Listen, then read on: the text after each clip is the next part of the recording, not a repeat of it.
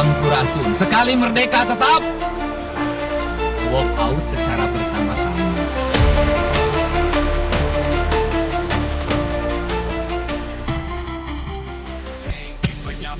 Assalamualaikum warahmatullahi wabarakatuh.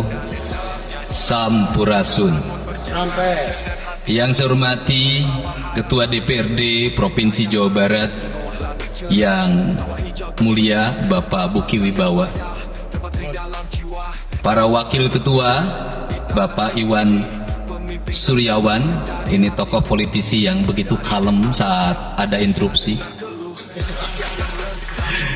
Bapak MK Suara, ini politisi yang tampan selamanya tapi tidak pernah nakal, dan tokoh spektakuler kita yang sangat populer di antara politisi DPRD Provinsi Jawa Barat, Bapak Ono Surono. Saya sudah tahu Pak Ono kontrak-kontrak medianya sudah banyak nanti ke depan. Kemudian juga Bapak ini sebentar lagi akan berangkat haji, Bapak Ki Haji Acep Jamaludin. Terima kasih. Seluruh anggota DPRD Provinsi Jawa Barat, para ketua fraksi, para ketua komisi, dan saya mengucapkan terima kasih atas berbagai otokritik yang dilakukan, baik secara langsung maupun lewat media, baik media massa maupun media elektronik.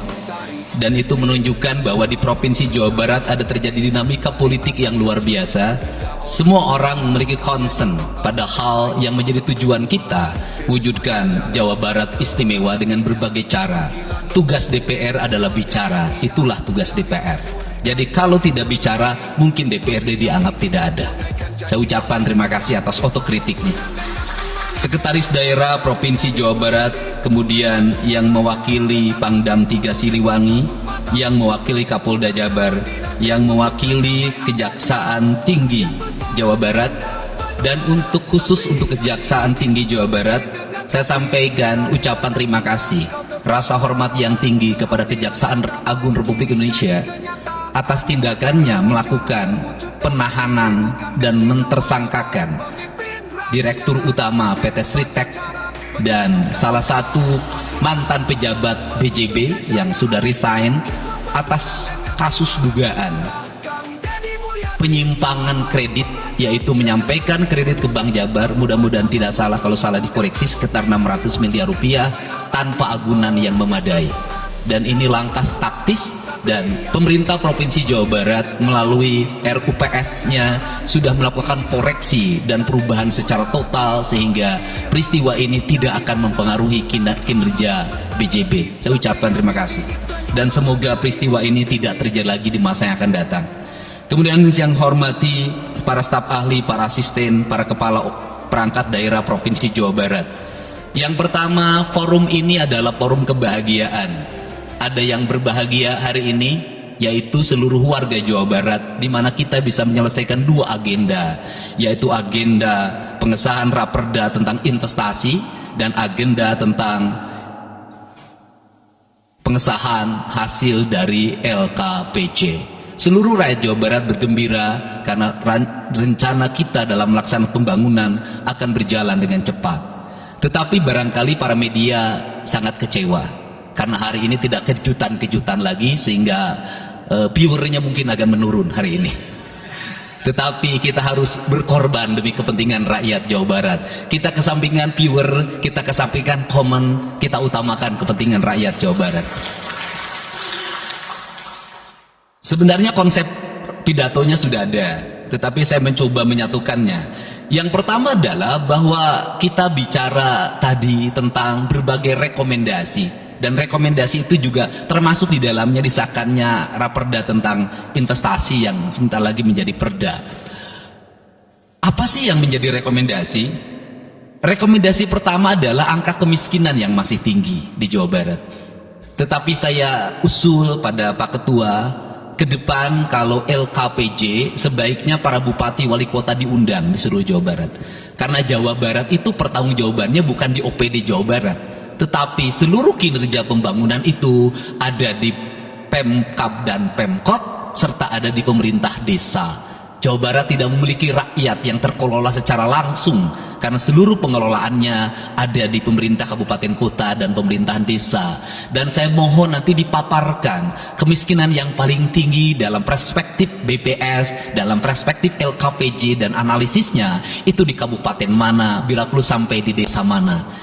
Kemudian angka investasi tertinggi di kabupaten mana, angka investasi terendah di kabupaten mana, infrastruktur yang berproblem di kabupaten di mana, sehingga semuanya terpetakan dengan baik, sehingga nanti kita bisa mengorkestrasi antara pembangunan Provinsi Jawa Barat, pembangunan kabupaten kota, dan pembangunan desa secara bersama-sama dan berkeadilan. Kemudian yang kedua, bahwa investasi ini menjadi aspek yang utama dalam kinerja pembangunan Provinsi Jawa Barat hari ini. Kenapa?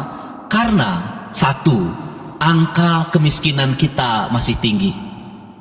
Kemudian angka kemiskinan yang tinggi di Indonesia sebenarnya juga dipengaruhi oleh jumlah penduduk yang tinggi, sehingga persentase kecil menurut Jawa Barat tetapi menurut nasional menjadi besar.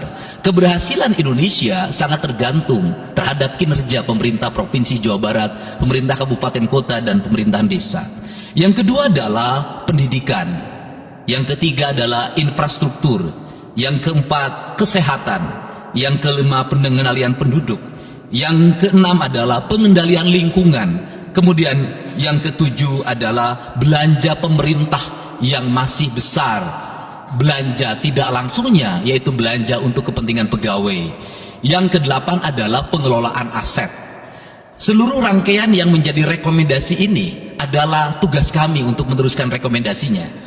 Tetapi yakinlah bahwa apa yang kami lakukan selama ini, langkah-langkah yang seringkali kontroversi, langkah-langkah yang seringkali dianggap one man show, langkah-langkah yang seringkali dianggap terlalu sendiri dan terlalu konten, sesungguhnya adalah langkah-langkah menyelesaikan ini semua. Saya memberikan contoh. Kalau saya melakukan operasi terhadap penutupan galian C, penutupan areal-areal pelanggaran terhadap lingkungan, kalau saya mengkoordinasikan terlebih dahulu dengan jajaran saya, bisa jadi operasi saya gagal. Kenapa? Karena begitu rapat, besoknya penambangnya sudah tahu apa yang akan kami lakukan. Sehingga kejutan-kejutan itu dilakukan untuk memberikan efek kejut. Dari efek kejut itu melahirkan viral. Dari viral itu melahirkan atensi, yang pada akhirnya hari ini Jawa Barat seluruh penambangan liar bisa diselesaikan secara hukum dan Kapolda memberi atensi yang sangat tinggi. Hari ini Jaksa Agung memberikan perintah kepada Kejaksaan Tinggi untuk melakukan proses pidana bagi siapapun yang melakukan pelanggaran lingkungan dan memberikan kerugian bagi kepentingan masyarakat. Yang kedua, saya sampaikan juga mengenai bagaimana melakukan penanganan terhadap berbagai problem lingkungan yang terjadi, nilai tukar petani yang menurun, kemudian musibah bencana alam yang tidak berhenti. Perlu kami sampaikan bahwa Gubernur Jawa Barat sudah mengeluarkan peraturan gubernur yang melarang alih fungsi lahan, yaitu larangan alih fungsi hutan, larangan alih fungsi areal perkebunan, larangan alih fungsi sumber-sumber pengairan, larangan air fungsi dari airan sungai, dan larangan alih fungsi pesawahan. Yang itu harus segera ditindaklanjuti oleh kabupaten kota dengan melakukan evaluasi tata ruang secara menyeluruh, karena inilah jalan yang terbaik apabila kita ingin melakukan perubahan lingkungan di Jawa Barat. Kemudian masih bicara kemiskinan hubungannya dengan pendidikan, saya sampaikan bahwa problem kita saat ini, saat pemerintah menggratiskan sekolah sampai SMA, swasta masih bayar, maka gratis itu tidak punya makna. Saya tadi di jalan itu bertemu dengan orangnya menangis di depan saya karena seragamnya tidak bisa terbayar. Saya katakan, harga seragam berapa? 1,5 juta. Saya balik, jajan anak ibu berapa? Sehari 20.000. Apa sih yang terjadi? Yang harus diperbaiki bukan hanya pemerintah, tapi juga masyarakat harus diperbaiki. Apa yang harus diperbaiki? Ke sekolahnya harus selalu gratis, tapi biaya konsumsi anaknya selalu diikuti. Apa artinya gratis? kalau bekal ke sekolah 50.000 per hari. Negara mengeluarkan biaya, tapi orang tua mengeluarkan biaya.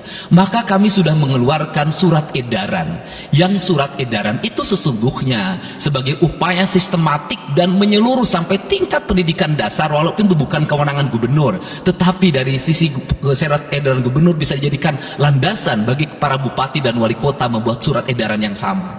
Apa sesungguhnya yang menjadi alam pikiran saya? Alam pikiran saya, kemiskinan terjadi bukan hanya pada persoalan menurunnya pendapatan, tetapi kemiskinan terjadi yang paling besar adalah karena meningkatnya biaya hidup. Biaya hidup yang tinggi misalnya di sekolah, biaya studi tour, biaya perpisahan, biaya outing kelas, dan berbagai biaya wisudaan, itu adalah biaya yang tinggi dalam pendidikan. Untuk itu apa yang dilakukan oleh orang tua ketika membelanjakan untuk kepentingan itu? Mereka pinjam bank emok, mereka pinjam bank keliling, mereka pinjam bank pinjol, mereka pinjam MBK, dan mereka pinjam bank Pancasila. Menghentikan ini sesungguhnya, saya lagi menghentikan mereka tradisi meminjam uang dalam keadaan terdesak pada para rentenir, dan ini strategi untuk menurunkan kemiskinan. Kemudian yang berikutnya adalah perhatian ketika rakyat sakit, maka pemerintah harus cepat hadir menangani. Kenapa? Karena orang bisa jatuh miskin ke dalam jurang yang lebih dalam manakala dia sakit, tidak ada yang mengobati, BPJS-nya tidak mampu mengcover, biaya untuk ngontrak selama dirawat di Hasan Sadikin tidak punya, biaya untuk makan untuk keseharian tidak ada, sedangkan tulang punggungnya berhenti karena sakit. Ini juga menyebabkan kemiskinan. Kemudian yang berikutnya, kemiskinan terjadi karena rusaknya sumber daya alam, air yang hilang, sumber penghidupan yang hilang, sumber energi yang hilang, sumber protein yang hilang, sumber kalori yang hilang di lingkungan berupa kerusakan lingkungan, itu akan melahirkan kemiskinan. Maka alam yang tertata sesungguhnya adalah bagian dari upaya untuk menjaga kemiskinan. Kemudian yang berikutnya adalah belanja infrastruktur yang harus meningkat, dan itu dibelanja sekarang kita sudah melihat. Itu adalah bagian dari menyelesaikan problem kemiskinan. Konektivitas infrastruktur sangat penting dalam menumbuhkan ekonomi, tetapi di balik itu kebudayaan rakyat tidak boleh berubah. Kenapa? Infrastruktur baik bisa jadi tanahnya dijual karena mahal, pada akhirnya menjadi miskin kembali. Infrastruktur harus seiring dan sejalan dengan kerangka berpikir publik yang mengerti akan hak atas tanah. Kemudian yang berikutnya adalah pengendalian penduduk. Booming penduduk di Jawa Barat relatif besar. Untuk itu harus dibuat berbagai upaya untuk menyelesaikan problem kependudukan. Saya berkali-kali bercerita bagaimana di Majalengka saya bertemu dengan sebuah keluarga yang tinggal di kontrakan, yang ayah dan ibunya tidur ketika jam 11 siang, dan anak-anaknya berjualan di alun-alun. Jumlah anaknya 11, dan ketika saya berkunjung ke tempat kontrakannya sudah hamil lagi yang ke-12. Ini problem. Dan itu saya kemudian di Cirebon, saya berkunjung pada sebuah rumah yang listriknya baru dinyalakan lewat program Provinsi Jawa Barat. Rumahnya itu ternyata anaknya sudah 4, padahal dia baru saja menyelesaikan rumah dari pinjaman senilai 25 juta, dan itu pun belum selesai, dan rumahnya 1 kamar. Ketika keluar dari rumah itu, saya bertemu dengan seorang bapak yang meminta kepada saya untuk ber-KB. Anaknya sudah 7, dia tak mau lagi untuk anak yang ke-8. Saya katakan bahwa jumlah anak sangat identik dengan problem kemiskinan. Betul, kemiskinan tidak akan bisa diselesaikan dengan hanya mengatur kelahiran, tetapi setidaknya pengaturan kelahiran adalah bagian dari untuk menekan angka kemiskinan. Dan yang terakhir adalah dari seluruh rangkaian ini adalah belanja pemerintah harus menjadi stimulus bagi kepentingan masyarakat.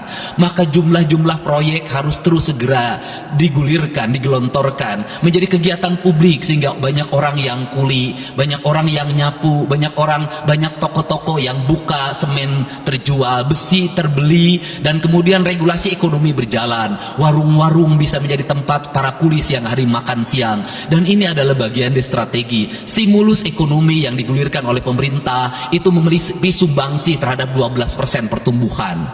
Dan yang terakhir adalah investasi. Investasi itu modalnya ada 3. Yang pertama adalah konektivitas infrastruktur, ketersediaan jaringan air bersih. Kita jujur hari ini saya sampaikan ke DPRD, banyak perusahaan-perusahaan yang masih menggunakan air bawah tanah tapi tidak berizin. Bayar pajak tidak, jalan terus. Karena kalau dihentikan mereka pabriknya berhenti. Setelah itu apa? Mereka menjadi objek pemerasan beberapa pihak dalam setiap bulan karena dianggap melanggar perda. Tetapi kalau juga mereka dihentikan, maka pabrik itu berhenti. Dilema itu harus segera diselesaikan. Caranya bagaimana? Caranya adalah pemerintah provinsi melalui Bapeda hari ini harus segera merancang daerah-daerah yang menjadi kawasan industri, harus dibangun fasilitas infrastruktur jaringan air bersih dalam bentuk investasi pemerintah, sehingga nanti dikoreksikan dengan PAM-PAM atau PDA air di setiap kabupaten kota secara terkoneksi. Dan ini jalan bagi kita menyelamatkan lingkungan dan mendorong pertumbuhan PDA air di setiap kabupaten kota. Karena apa? Karena angka pembayaran yang dilakukan oleh industri jauh lebih baik dibanding angka rumah tangga dan angka-angka layanan sosial lainnya.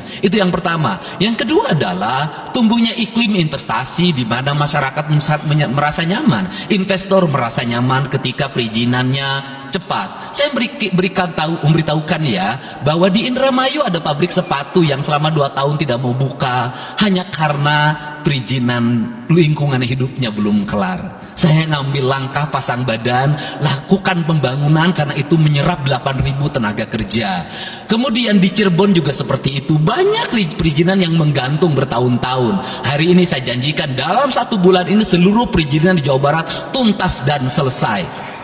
Dan saya meminta kepala BPM TSP menjadi VR pemerintah Provinsi Jawa Barat untuk senantiasa tiap hari melihat data dan dokumen di setiap kabupaten kota, mana yang terlambat, mana yang mengalami hambatan. Kemudian yang berikutnya adalah kenyamanan dalam berusaha. Kenyamanan dalam berusaha adalah keterangan para investor dan lingkungan masyarakat terhadap berbagai aksi gangguan dari orang yang mengatasnamakan diri preman. Untuk itu hari ini kita cukup bersyukur di Jawa Barat, peristiwa ini sudah hampir tidak ada. Kapolda kalau dengar ada preman hari ini turun, termasuk ke Garut, dengar ada preman Kapolda turun. Ini semua stakeholder sudah bergerak dengan baik, layanan investasi sudah berjalan dengan baik. Tinggal satu lagi hambatan investasi adalah masyarakat menaikkan harga tanahnya luar biasa. Kasus BYD kenapa mengalami hambatan sekitar 20 hektar masih belum terbebaskan? Karena rakyatnya hari ini meminta 3 juta rupiah per meter. Padahal di situ dulu 150.000, itu pun jarang yang beli. Ini problem kita. Apa peran gubernur saya sampaikan? Peran gubernur bukan hanya mendorong bagaimana investasi berjalan melalui mekanisme administratif. Saya sampai turun untuk mijitin orang yang jual agar mau jual. Dan sudah ada beberapa yang berhasil saya rayu, saya dekati dengan harga itu pun tidak terlalu rendah, harganya 1,1 juta. Itu sudah paling murah. Ini yang terjadi di Jawa Barat hari ini. Tidak mudah mengelola sebuah wilayah yang begitu luas, tidak mudah mengelola sebuah daerah yang kabupaten kotanya sudah otonom. Diperlukan pendekatan-pendekatan seorang ayah pada anak-anaknya. Sehingga hari ini saya di Provinsi Jawa Barat, saya tidak memposisikan gubernur. Saya kadang memposisikan menjadi ketua RT, saya kadang memposisikan menjadi ketua RW, saya kadang memposisikan menjadi kepala desa. Kenapa? Karena warga ini perlu disentuh dengan pendekatan emosional yang kebapaan, bukan pendekatan struktural. Untuk itu saya yakin bahwa forum ini adalah forum kebahagiaan bagi kita semua. Kita sudah bisa menyelesaikan 2 agenda besar. Semoga ini menjadi kado terindah bagi masyarakat Jawa Barat. Insya Allah kami akan menjalankan pemerintahan dengan baik. Apa yang kami susun, apa yang kami rancang, dan apa yang kami kerjakan adalah semuanya kami dedikasikan untuk kepentingan masyarakat Jawa Barat. Yang terakhir kami sampaikan juga bahwa kami kemarin sudah melapas 273 anak-anak yang mengikuti pendidikan di Dodi Krindam 3 Siliwangi. Hasilnya bisa dilihat secara terbuka di berbagai tayangan. Air mata tidak akan bisa membohongi kejujuran rakyat dan anak-anak itu. Dan saya sampaikan, hari ini ada 13 orang anak yang tinggal di rumah dinas gubernur.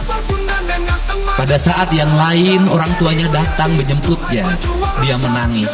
Tak ada satupun orang tuanya yang datang. Seorang menjadi anak yang terbuang. Dan akhirnya saya memutuskan mereka untuk sekolah di Bandung dan tinggal bersama Gubernur Jawa Barat. Ini cara kita menyelesaikan. Saya ucapkan terima kasih pada semuanya. Semoga kebahagiaan menyertai kita semua. Dan saya yakin setelah kegiatan ini kita akan fokus secara bersama-sama. Wallahu muwaffiq ila aqwamit thoriq. Assalamualaikum. Spirit Pajajaran menyatukan kita, Pasundan menculang menuju kejayaan. Bangkitlah Pasundan dengan semangat membara. Kami Dedi Mulyadi, duhai pejuang rakyat, dengan hati tulus sanggup patah menghunus. Udaan undi nanti wujudkan damai abadi. Oh rakyat bersorak, Sunda penuh harap. Satria Piningit pemimpin dengan kasih. Spirit Pajajaran tetap di hati. Kang Dedi Mulyadi, kau inspirasi. Dari tanah Pasundan harapan berseri. Satria Piningit senyum bahagia Ibu Pertiwi.